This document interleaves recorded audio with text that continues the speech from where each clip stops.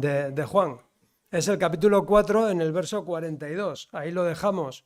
Y por hacer un poco de memoria, nada más, por hacer un poco de memoria, ¿os acordáis que nos habla de la mujer samaritana, esa mujer que iba al pozo cuando no iba nadie, porque no tenía ganas de encontrarse con nadie? Realmente estaba cohibida socialmente como mujer, no tenía una vida muy ejemplar, digamos, y allí tiene un encuentro inesperado. Ese encuentro es el encuentro que yo deseo que cada uno tengamos en esta mañana, ¿verdad? Con el Señor. Ella tiene un encuentro con Jesús y este hombre, sorpresivamente, Jesús le dice, dame agua del pozo. Y dice, wow, ¿qué haces pidiéndome agua a mí, ¿no? A una mujer, y encima samaritana. Bien, luego vimos cómo todo eso fue evolucionando. El Señor la lleva a un convencimiento profundo y le da una palabra, le dice, yo soy el Mesías, yo soy el Redentor. Y ella lo cree sinceramente. Esas palabras de Jesús se convierten en verdadera vida para ella. Y eso reactiva, toda su vida se reactiva. Cuando una persona tiene un encuentro con Jesús, su vida se reactiva, su vida cambia radicalmente.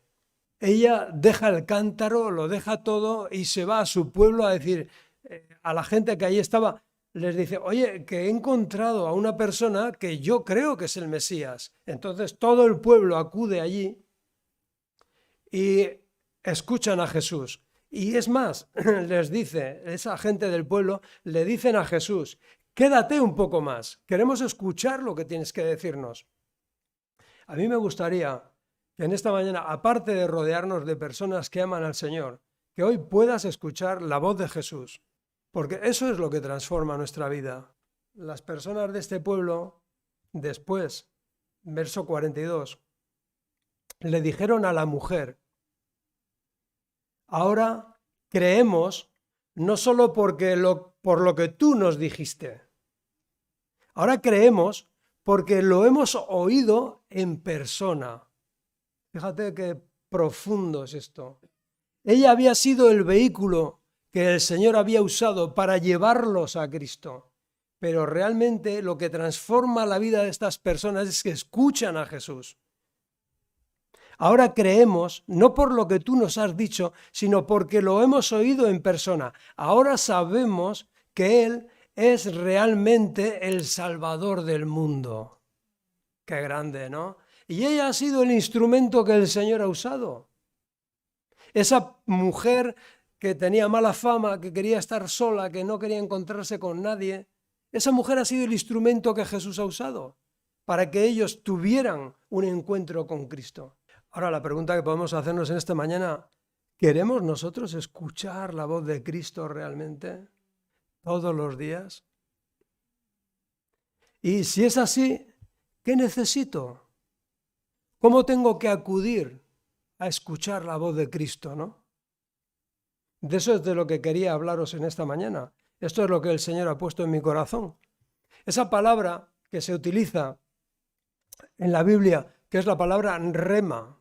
Hay quien la escribe con H intercalada, otros sin H. No importa, rema. La palabra rema es la que utiliza la Virgen María cuando dice, hágase en mí según tu palabra, según tu rema, le dice al mensajero. Luego el Señor Jesús también la utiliza cuando en Mateo 4:4 le dice, no solo de pan vivirá el hombre, sino de toda rema que sale de la boca de Dios. Entonces, ¿qué diferencia hay entre el logos, la palabra general de Dios, y el rema que recibe una persona de parte de Dios? Esta mujer recibió la palabra de Jesús y aquel pueblo, aquellos vecinos suyos, también recibieron la palabra de Jesús, la escucharon personalmente. Claro, diréis, bueno, Jesús no está aquí físicamente, ¿cómo puedo escuchar esa voz? Pues lógicamente a través de la Escritura, a través del Evangelio, a través de la Biblia y con la asistencia del Espíritu Santo, sin el cual es imposible que eso ocurra. Tiene que ser el Espíritu de Cristo quien te hable, quien la convierta en verdadera vida. Ahora yo te voy a dar tres pautas para que esa palabra que leemos en la Biblia, ese plan general de Dios, se convierta en rema para tu vida, en una palabra de Dios para el momento oportuno, para el momento concreto en el que estás viviendo. ¿Cómo se convierte la palabra logos en rema para tu vida? La palabra rema viene del verbo eiro, en griego, que es yo hablo. Y termina en la palabra ma, que significa resultado. Por ejemplo, también hay otra palabra muy parecida, que es tema, que también habla de algo en concreto, de un tema sobre el cual se está tratando. Bueno, el rema, al final, es la palabra que recibo para un momento oportuno, y que tiene un resultado en mi vida. ¿Cómo hace el Espíritu, cómo hace Dios posible que cuando yo leo la Biblia, cuando yo leo el Evangelio, esa palabra que estoy leyendo se convierta en verdadera vida para mí? Es decir, que Dios me hable. Bueno, hay dos palabras que son muy parecidas. Una es actitud, con C, AC, actitud, que es una disposición del corazón, que es una inclinación, que es un ánimo, es un talante, es una forma de acercarse, actitud, la actitud con que yo me acerco a las personas. Y hay otra palabra que es muy parecida, que es aptitud, AP, aptitud. Pero la palabra aptitud habla más de capacidad. A veces nosotros nos acercamos a la palabra no con una buena actitud, sino con aptitud, creyéndonos aptos para recibir. Y esa es una de las barreras con las que nos encontramos. El Señor, pasados los 2 días, verso 43, Jesús siguió camino de Galilea. Él mismo había declarado que un profeta no recibe honra en su propio pueblo. Sin embargo, los galileos lo recibieron con una actitud buena, lo recibieron bien, fíjate, porque habían estado en Jerusalén durante la celebración de la Pascua y habían visto todo lo que él hizo allí. Quédate con esto, lo recibieron bien. Eso es actitud. Estas tres pautas para recibir la palabra de Dios como palabra para tu momento, para tu situación, para tu necesidad, requiere como mínimo 3 cosas muy claras. La primera es acudir dispuestos a honrar o recibir a quien te va a dar la palabra, a quien quieres que te hable. ¿Estás dispuesto a honrar a Dios, a honrar a Jesús, a reconocer lo que Él es? ¿Con qué actitud acudo a la palabra de Dios? Estos días estaba escuchando acerca de, 2 personas muy formadas, muy inteligentes, uno ya mayor, jubilado, un médico, neurólogo, y otro chico joven también, súper inteligente, y hablaban acerca de la inteligencia artificial, el ChatGPT y todo esto, ¿no? Y estas personas, por supuesto, saben de eso muchísimo más que yo, muchísimo más. Y una de las cosas que ellos decían, dice, mira, va a llegar un momento en que tú le vas a hacer una pregunta a la inteligencia artificial, al ChatGPT, y la inteligencia artificial va a cruzar tantos cientos de miles de datos y te va a dar una respuesta. ¿Y tú qué vas a hacer? ¿Vas a creer que te está dando la respuesta correcta a tu pregunta? Ellos al final llegaban a la conclusión de que al final se trata de fe. ¿Le voy a creer a la inteligencia artificial? Claro, como cuenta con tantos cientos de miles de datos, pero al final es fe en lo que te está diciendo. Cuando acudimos nosotros a la palabra de Dios, acudimos con esa actitud de fe, sabiendo que es la palabra de Dios del que lo conoce todo, del que sabe lo que yo necesito. ¿Es esa la actitud con la que voy?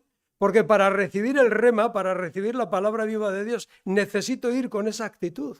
Honrar, reconocer a quién acudo y quién me va a hablar. El segundo aspecto es acudir también con la actitud adecuada, reconociendo que vengo en necesidad. No vengo con una aptitud de prepotencia, sino que acudo al Señor con necesidad.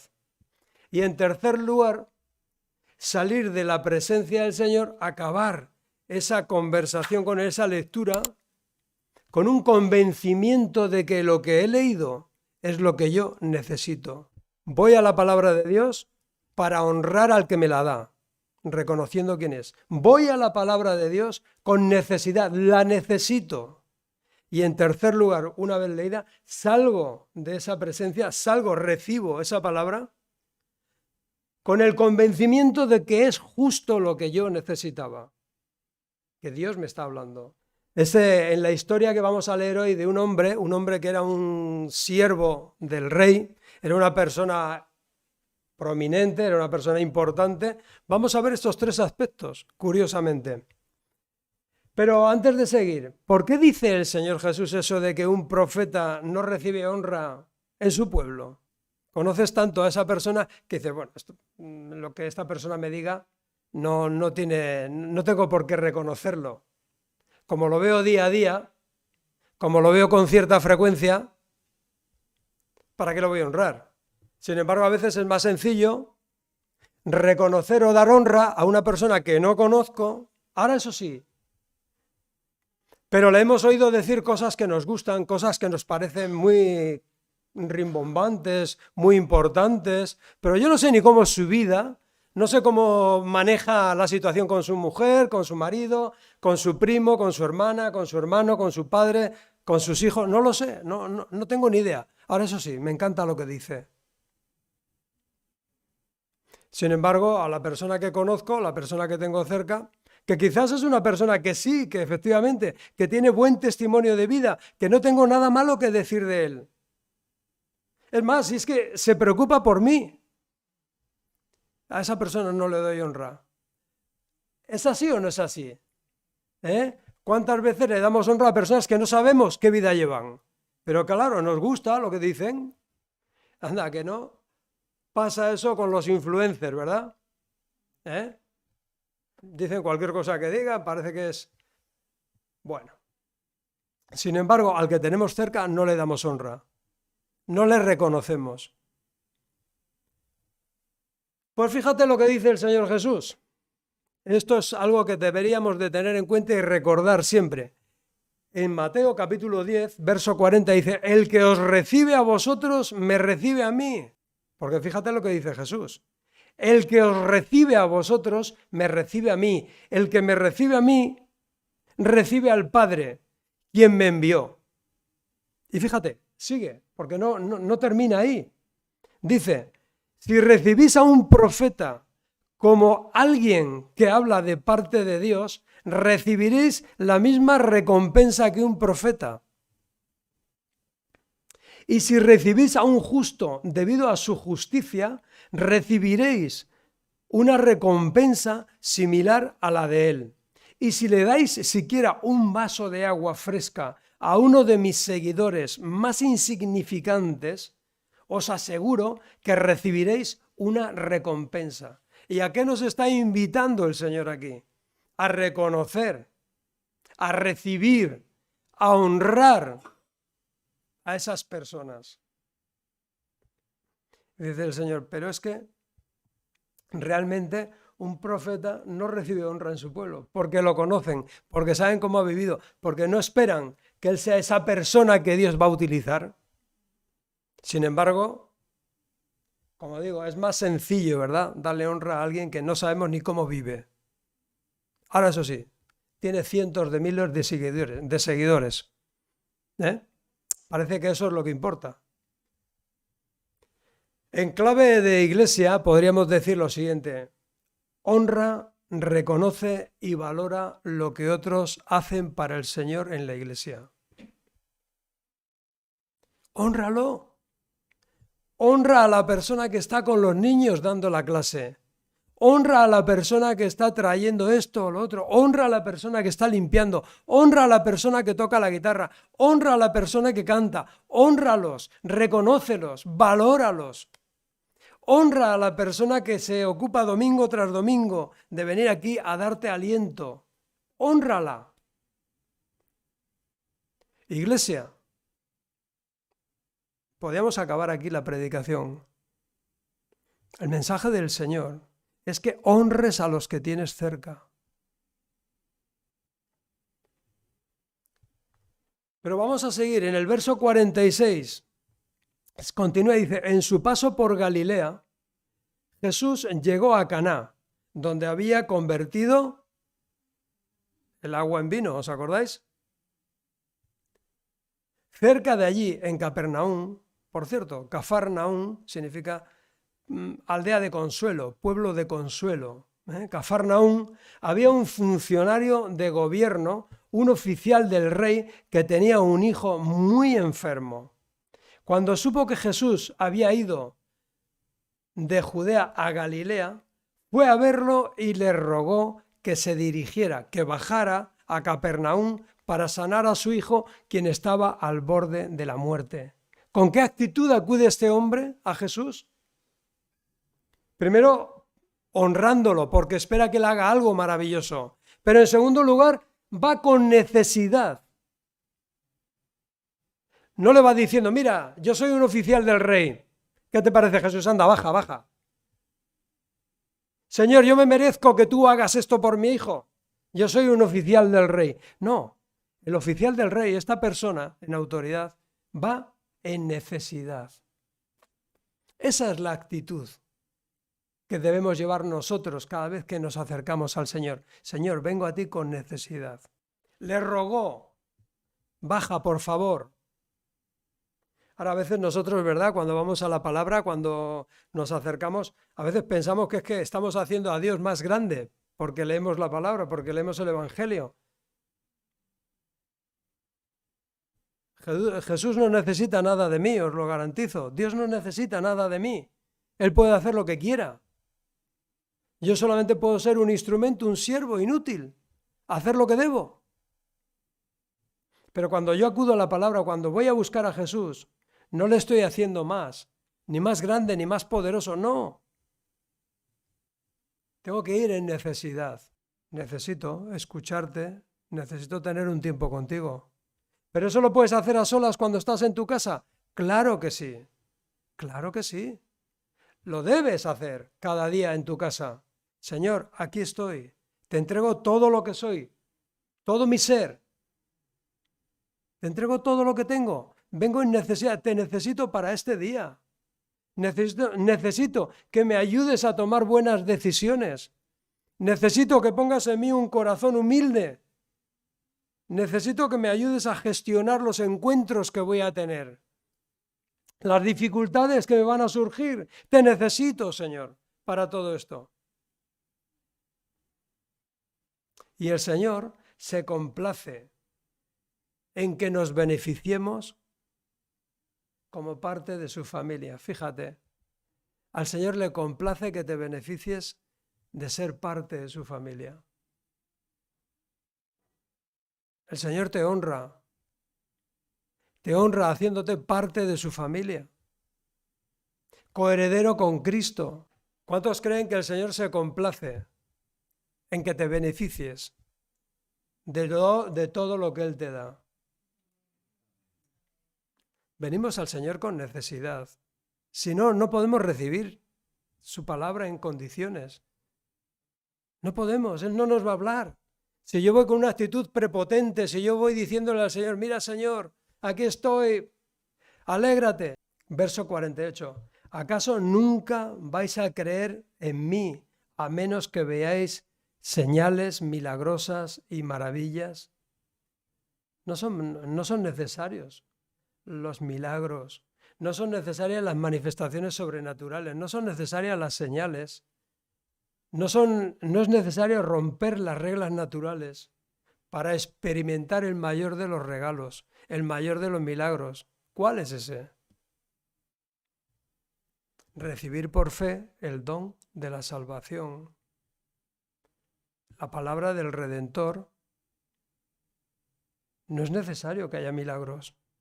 ¿Sabéis una persona que vio muchísimos milagros?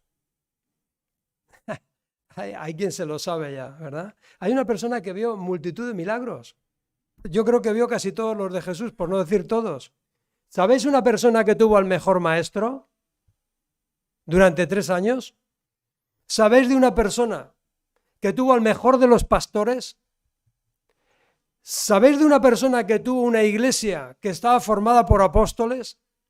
¿Sabéis que había una persona que vio todos esos milagros y disfrutó de todos esos beneficios y se perdió? Lo que salva es la fe en las palabras de Cristo. Somos salvos por fe, no porque hemos visto milagros. Pero si Dios quiere hacer milagros, puede hacerlos. Él es todopoderoso. Necesitamos creer en el poder de las palabras de Cristo. Eso sí que es una maravilla. Un poder sanador, un poder que transforma nuestro corazón, un poder que nos ayuda a ir por la vida sin hacerle daño a nadie, sin desear el mal de nadie, al contrario, bendiciendo con nuestras vidas. Claro, tú ya llevas un tiempo caminando con el Señor y sabes que tu corazón lo que más anhela es hacer el bien a las personas. Pero no todo el mundo tiene esta intención, ¿a que no? Pues para que esto ocurra en el corazón de una persona,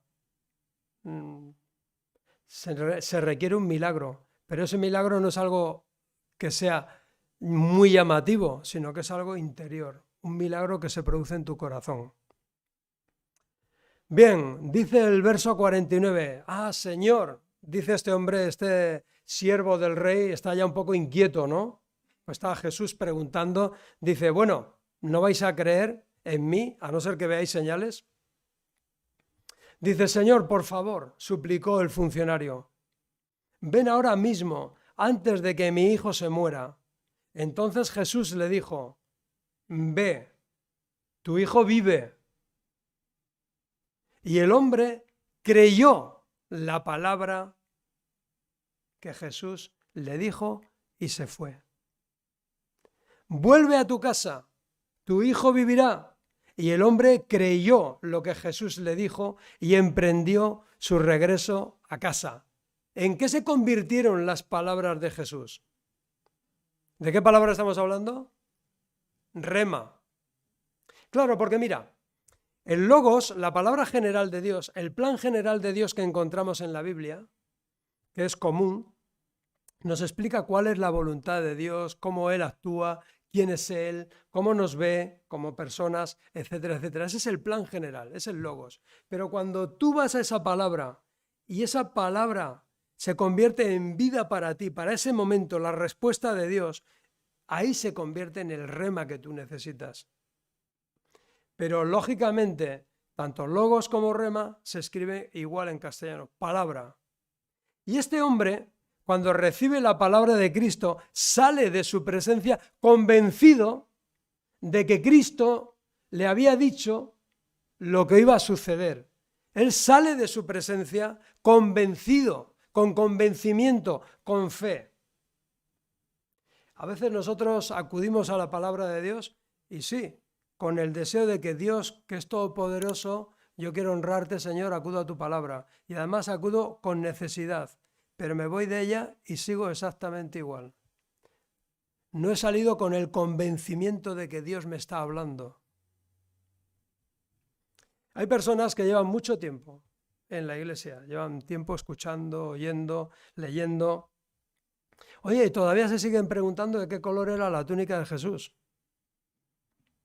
¿O cuántas rayas tenía? ¿Realmente te parece eso importante? Durante años, buscando dónde dice en la Biblia que la túnica de Jesús era de un color o de otro. ¿Dónde dice si tenía rayas o no las tenía? Pues hay gente que lo sigue buscando, después de años. Y no lo dice por una simple razón, porque no tiene importancia. Porque eso no tiene significado para nosotros. ¿Qué hacía Jesús cuando tenía 17 años? ¿O 18?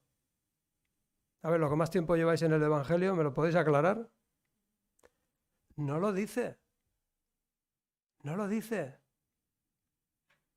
El Señor te va a dar la palabra que tú necesitas para que lleves una vida acorde a lo que Él desea. Por eso siempre que vayamos a la palabra deberíamos orar y conversar con Dios. Decirle, Señor, acudo a ti porque realmente te necesito. Pero cuando escuches la palabra, sal de allí convencido de que Dios te ha hablado lo que te ha dado, creyendo lo que Él te ha dicho. Si Él te dice que bendecirá a los que te bendicen y maldecirá a los que te maldigan, ¿qué tienes que creer? ¿O eso era para otro tiempo? Claro, Dios quiere bendecir a los que te bendicen. Dios quiere guardarte, Dios quiere protegerte. Dios quiere intervenir en tus circunstancias. Ahora la cuestión es, ¿tú le dejas? ¿Estás convencido? ¿Estás convencida de que Dios quiere intervenir en tus circunstancias? ¿De que Dios quiere alterar lo que te está ocurriendo? ¿De que Él tiene la palabra adecuada? ¿De que Él tiene el consejo adecuado? ¿Y que tú estás dispuesta o estás dispuesto a aplicarlo a tu vida? Tenemos que salir de su presencia con el convencimiento de que Dios nos ha hablado. A eso se le llama fe. Verso 51. Y mientras el funcionario iba en camino, algunos de sus sirvientes salieron a su encuentro con la noticia de que tu hijo vive. ¿Qué le dijo Jesús al funcionario? Ve a tu casa, tu hijo vive. ¿Y él qué hizo? Lo creyó. No fue necesario que le dijeran que vivía para creerlo. Lo creyó y luego se confirmó en su vida lo que Cristo le había dicho. A veces nosotros queremos ver para creer, pero las cosas con Dios no funcionan así. Las cosas con Dios no funcionan así. Primero tengo que creer para poder ver. Cuando Dios te pide algo, cuando Dios te demanda algo, tengo que creer que Él me está hablando, me lo está demandando. Tu hijo vive. Su hijo estaba vivo y sano. Él le preguntó a qué hora el niño había comenzado a mejorar y ellos le contestaron, ayer a la hora séptima, a la 1 del mediodía, a la 1 de la tarde. La fiebre de pronto se le fue. Entonces el padre se dio cuenta de que la sanidad había ocurrido en el mismo instante en que Jesús le había dicho, tu hijo vive, en el momento en que Jesús le había dado la palabra, y tanto él como todos los de su casa creyeron en Jesús. Esa fue la segunda señal milagrosa que hizo Jesús al volver de Judea. Hemos visto cómo este hombre se acerca a Jesús, se acerca para honrarlo, reconociendo quién es Él, se acerca en necesidad y se aleja de Él no habiendo visto, sino habiendo creído. Ahora la pregunta que yo me hago, ¿es así como yo me acerco a buscar la ayuda del Señor? ¿Es así como recibo su palabra? Con ese convencimiento de que Dios va a actuar, de que Dios está haciendo, de que lo que me dice en su palabra, eso se va a cumplir. Claro, habrá gente que diga, bueno, hay gente que hace al voleo, ¿no? Encuentra una palabra y dice, las bendiciones son para mí, las advertencias son para los demás. No. La palabra del Señor, dice el Señor, el conjunto de mi palabra es la verdad. O sea que las advertencias como las bendiciones tenemos que tenerlas muy en cuenta. ¿No es la palabra viva y eficaz? ¿No dice eso la Biblia? La palabra es viva, la palabra es eficaz, la palabra es cortante como espada de doble filo y separa el alma del espíritu y separa los tuétanos. Dice que llega a poner al descubierto los deseos de mi corazón. Cuando yo me pongo delante de la palabra, y soy fiel a lo que estamos diciendo, la palabra está separando lo que yo quiero de lo que el Señor quiere. Yo voy con mis deseos, pero el Señor conoce mis necesidades. Entonces, cuanto antes vaya al Señor con mis necesidades, mejor, ¿no? Más que con mis deseos. A veces acudimos al Señor con nuestros deseos, pero no con nuestras necesidades. Y si no las conocemos, Él sí las conoce. Pero seguimos. La función de la Iglesia no es divertir, de verdad. La función de la Iglesia es ser estandarte de la verdad y decir la verdad. Es conducir a las personas a un encuentro con Jesús. Es conducir a las personas a que escuchen la voz de Jesús, a que reciban el rema del Señor. Por lo demás, hermanos, decía el apóstol Pablo, orad por nosotros. ¿Orad para qué? ¿Para qué decía Pablo que orasen los creyentes de la Iglesia? Para que la palabra corra y sea glorificada. Cuando recibimos con fe la palabra del Señor, lo que estamos recibiendo es verdadera vida, la vida que necesitamos. Ahora, esta palabra transforma, renueva, sana.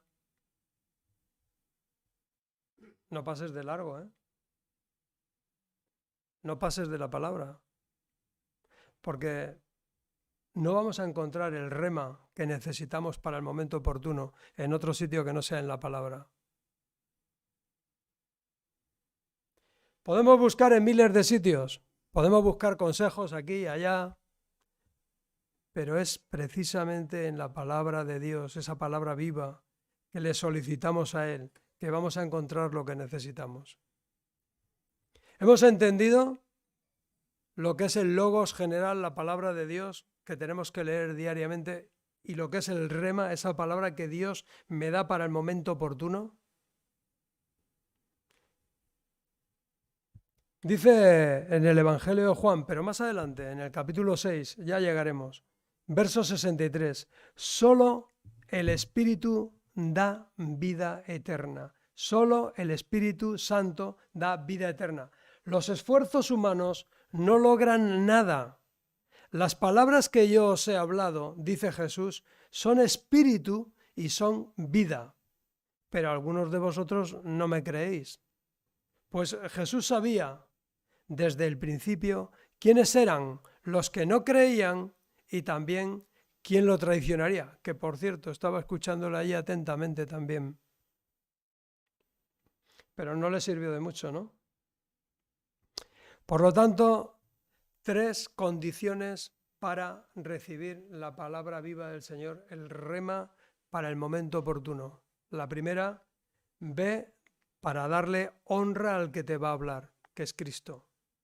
En segundo lugar, ve con verdadera necesidad. Lo necesitas tú a Él, no Él a ti.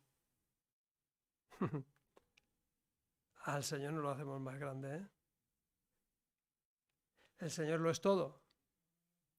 Y en tercer lugar, cuando la recibas, vete totalmente convencido de que Dios te ha hablado y que lo que te ha dicho se va a cumplir. Y así esa palabra general se habrá convertido para ti en agua de vida, se habrá convertido en palabra viva, será eficaz, será útil, la podrás usar a diario, porque, y no quería que se olvidara esto, ¿qué usa el Espíritu Santo para que nosotros cuando tenemos una situación difícil o no sabemos qué responder? ¿Qué usa el Señor para dirigirnos? ¿Qué usa el Señor para redirigirnos? La palabra. ¿Y qué tengo que estar? Tengo que estar bien alimentado y nutrido de su palabra, porque su palabra es lo que el Espíritu usa para hablarme en el momento oportuno. Si yo no estoy familiarizado, si no estoy alimentado de la palabra de Dios, si la desconozco, si no es el alimento que busco diariamente, si no es ese pan nuestro de cada día, ¿qué va a usar el Espíritu Santo? Él habla por medio de su palabra. pero nosotros tenemos que estar bien alimentados con ella. Y es algo que el Señor nos ofrece, es algo que el Señor nos está poniendo delante para que lo usemos. Conversar con Él, recibir de Él.